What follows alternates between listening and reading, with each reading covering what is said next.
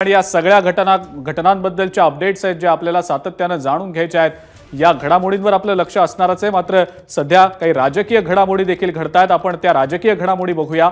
ठाकरे गट मुंबईतल्या 36 पैकी किमान 25 जागा लढवण्याच्या तयारीत आहे। मुंबईतील बहुतांश मतदारसंघांवर शिवसेना ठाकरे गट लढवण्याबाबत आग्रही आहे। वांद्रे पूर्व मतदारसंघातनं वरुण सरदेसाई तर दहिसरमधनं तेजस्वी घोसाळकर हे इच्छुक असल्याची माहिती मिळते। महाविकास आघाडीमध्ये राष्ट्रवादी शरदचंद्र पवार पक्ष आणि काँग्रेसच्या जागांमध्ये बदल होणार आहे की काय अशी देखील चर्चा सध्या सुरू आहे। 2019 मध्ये शिवसेनेला 36 पैकी 14 जागा मिळालेल्या होत्या। त्यातल्या 8 आमदार सध्या ठाकरेंसोबत आहेत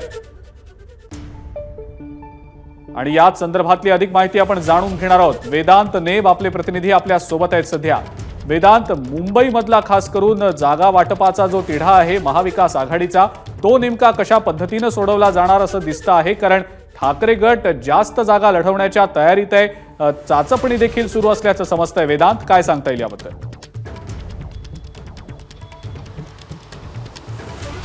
अजिंक्य, प्रत्येक म्हणजे महाविकास आघाडीतले तिन्ही पक्ष अभ्यास करतायत की आपण कोणत्या जागेवर आपली ताकद आहे आणि कोणत्या जागा आपण निवडून आणू शकतो। आणि खास करून जर मुंबईचा विचार केला तर लोकसभेप्रमाणे ठाकरे गट मुंबईतील अधिकाधिक जागा म्हणजे 36 पैकी जास्तीत जास्त जागा आपल्या पारड्यात राहतील या दृष्टिकोनातून प्रयत्न करताना पाहायला मिळते। काही यादी ही वरिष्ठ नेत्यांकडून काढली जाते ज्यामध्ये 36 पैकी साधारणपणे 25 जागा या शिवसेना ठाकरे गट लढण्याच्या तयारीत आहे। जसं तू म्हणालास की 2019चा जर विचार केला तर 14 जागी शिवसेनेला विजय मिळाला होता आणि या 14 मधले 8 आमदार हे ठाकरेंसोबत आहेत तर 6 आमदार हे शिंदेंसोबत आहेत। तरी सुद्धा जिंकलेल्या 14 जागा आहेत त्यावर शिवसेना ठाकरे गट हा दावा करेल। एका 2 जागांमध्ये आदलाबदल काँग्रेस आणि राष्ट्रवादी काँग्रेस सोबत केली जाईल।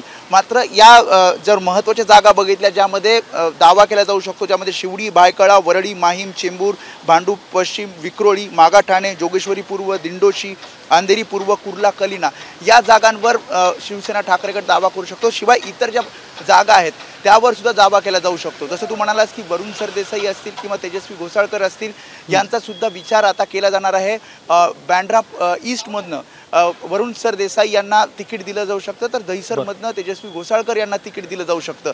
त्यामुळे काही जागांमध्ये काँग्रेस राष्ट्रवादी काँग्रेससोबत आदलाबदल होईल। मात्र आता या जागांची तयारी ठाकरे गटाकडनं केली जाते। ठीक आहे वेदांत, धन्यवाद। सविस्तर माहिती आपण दिलीत त्याबद्दल। या संदर्भातले अपडेट्स आपण जाणून घेऊच। एबीपी माझा, उघडा डोळे बघा नीट।